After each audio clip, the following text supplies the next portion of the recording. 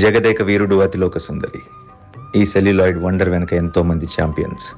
సినిమాలో ప్రతి ఫ్రేమ్ని మ్యాజికల్గా చూపించిన డిఓపి విన్సెంట్ గారు, అందమైన సెట్స్తో మరిపింపచేసిన ఆర్ట్ డైరెక్టర్ చలం గారు, ఎడిటింగ్ స్కిల్తో సినిమాకి సూపర్ టెంపోనిచ్చిన మన చెంటి గారు, పాటలు మాటలతో మెస్మరైజ్ చేసిన వేటూరి గారు, జంధ్యాల గారు, వీళ్ళందరి కష్టానికి ప్రాణం పోశారు ఒక లెజెండ్, ఒకే ఒక్క మాస్ట్రో ఇళయరాజా. ప్రతి పాట వెనుక ఓ ఇంట్రెస్టింగ్ స్టోరీ ఉంటుంది. అలాంటి కొన్ని స్టోరీస్ మీకు చెప్పనా? ఒక పాట ట్యూన్ని ఇళయరాజా గారు కంపోజ్ చేశారంట. కానీ పాట విని అన్ని మెలడీ క్లాస్ సాంగ్స్ అయిపోతున్నాయి. చిరంజీవి గారు, శ్రీదేవి గారు అంటే మాస్ సాంగ్ ఎక్స్పెక్ట్ చేస్తారు కదా అని గట్టిగానే అభ్యంతరం వచ్చింది. రాఘవేంద్రరావు గారు ఆలోచనలో పడ్డారు. కానీ దత్తు గారికి రాజా గారి ట్యూన్ మార్చడం ఇష్టం లేదు. అప్పుడు వేటూరి గారు, మహానుభావుడు, ఇదే ట్యూన్ని మాస్ సాంగ్ చేస్తాను చూడండి అన్నాడు. అలా అబ్బని తీయని దెబ్బ రాశారు.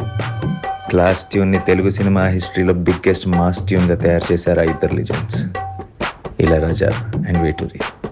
ఇందులో మరో విషయం ఏంటంటే, ఈ పాటని డైరెక్టర్ రాఘవేంద్రరావు గారు మైసూర్, బెంగళూరులో జస్ట్ 2 రోజుల్లో ఫినిష్ చేశారు.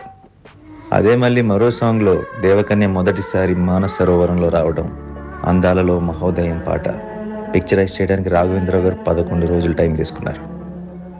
మరో పాట దినక్కుత్త దినక్కుర్రో, ఈ పాటకు కూడా వాహిని స్టూడియోలోనే భారీ సెట్ వేశారు. షూటింగ్ అయిపోగానే శ్రీదేవి గారు హిందీ సినిమా షూటింగ్కి ఫారెన్ వెళ్ళిపోవాలి. కరెక్ట్గా అదే టైంకి చిరంజీవి గారికి 104 డిగ్రీల హై ఫీవర్, ఒళ్ళు కాలిపోతుంది. ఓ పక్కన రిలీజ్ డేట్ May 9, ఒక్కరోజు తేడా వచ్చినా మొత్తం తేడా వచ్చేస్తుంది. అప్పుడు చిరంజీవి గారు హై ఫీవర్తోనే షూటింగ్కి రెడీ అయ్యారు. సెట్లోనే డాక్టర్, ఓవైపు స్పాంజింగ్ జరుగుతూనే ఉంది.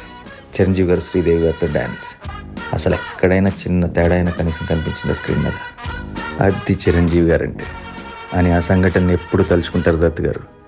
అనుకున్న డేట్కి అనుకున్నట్టుగా రిలీజ్ చేయగలిగామంటే దానికి ఆయనకి వర్క్ అంటే ఉండే డెడికేషన్ ముఖ్య కారణం అని మనసు మెచ్చుకుంటారు. అందుకే ఒక్క కారణం కాదు, ఎన్నో యాంగిల్స్లో జగదేక వీరుడు అతిలోక సుందరి తెలుగు సినిమా చరిత్రలోనే ఒక వండర్, ఒక మైల్ స్టోన్, ఎవరు ఎప్పటికీ రిపీట్ చేయలేని హిస్టారిక్ ల్యాండ్ మార్క్.